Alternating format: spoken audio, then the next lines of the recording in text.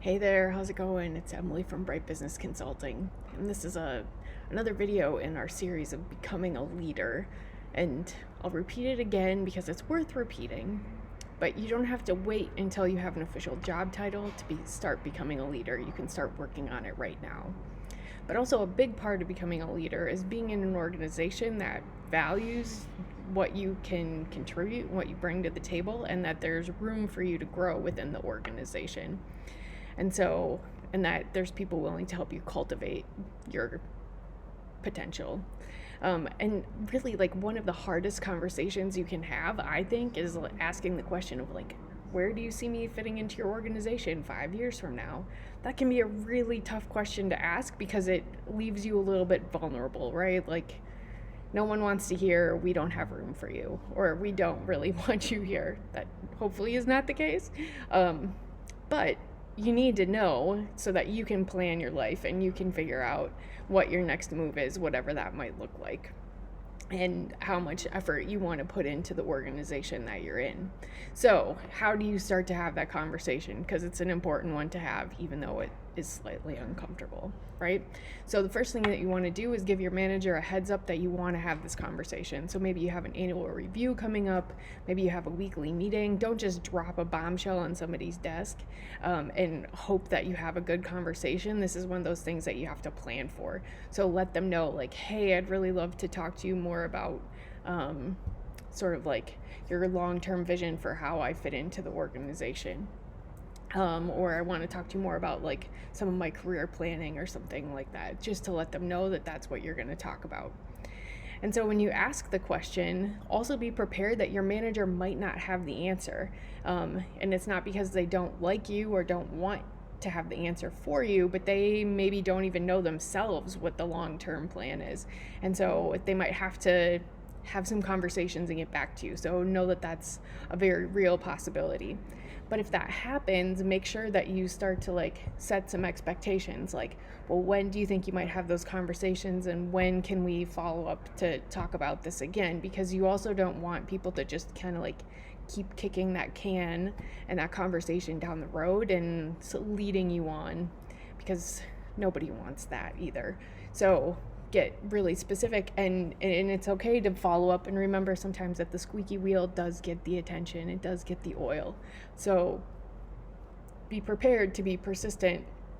You might have to be patient, but you also can be persistent in getting your answer. Sometimes you might have you might ask the question, where do you see me in 5 years? And your manager might say, like, I've been waiting for you to ask me this. Here's what we see for you.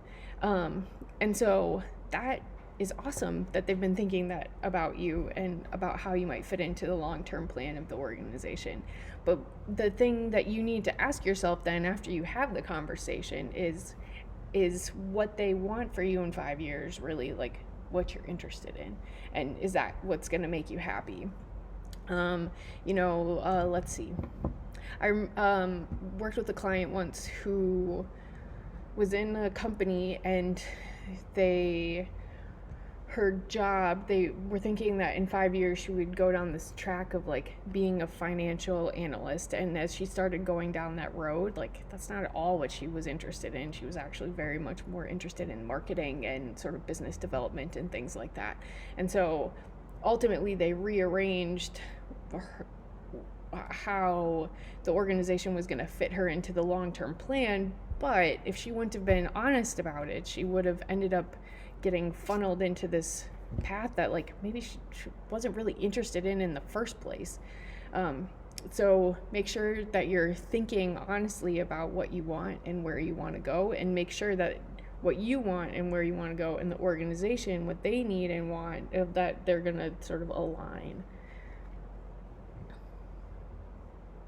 But I guess also in that conversation is like you really needing to be clear about what you want.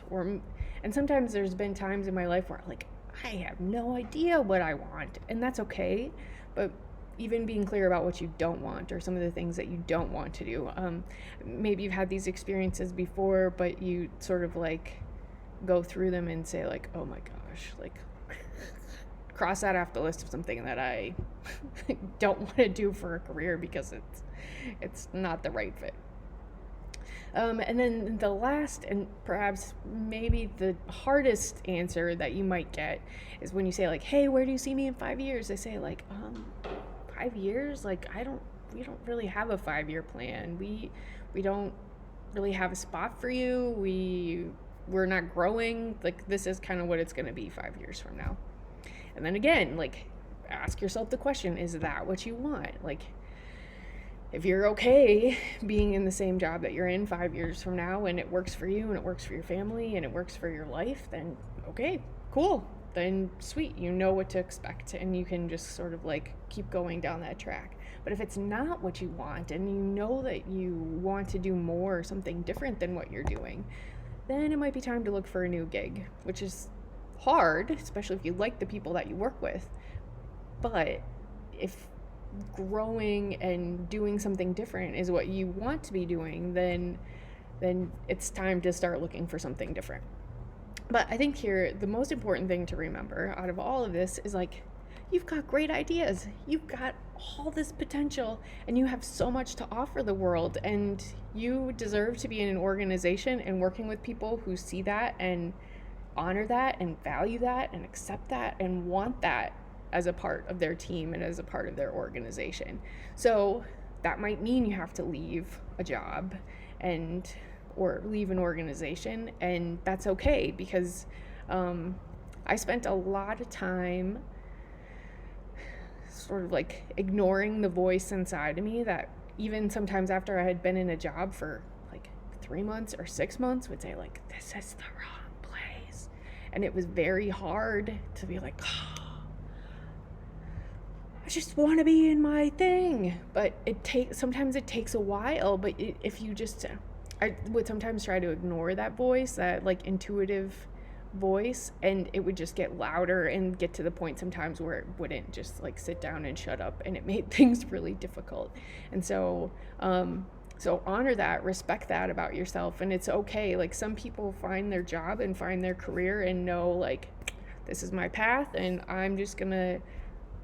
this is where I'm going to be. And then there are others of us who don't always know what that looks like, and it takes a while to find the right thing, and that's okay too. But just honor that and respect that about yourself, because ultimately you'll be a lot happier in the end, and you will be a lot more, you'll do what you're supposed to do here and like rise to your full potential, even if sometimes you don't know exactly what that looks like and in what shape or form that might be. So remember, times are really, really, really weird, still changing, still growing, and that's okay. Just remember to be kind to yourself and to others. All right, keep rocking, and I look forward to seeing you back here soon.